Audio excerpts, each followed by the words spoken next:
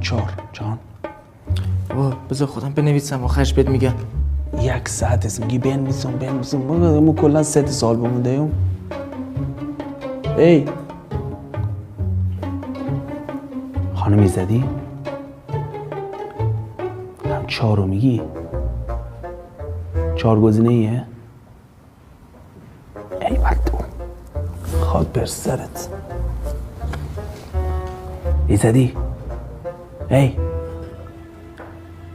خانم ایزدی 5 بگو. خودم هم نزدم.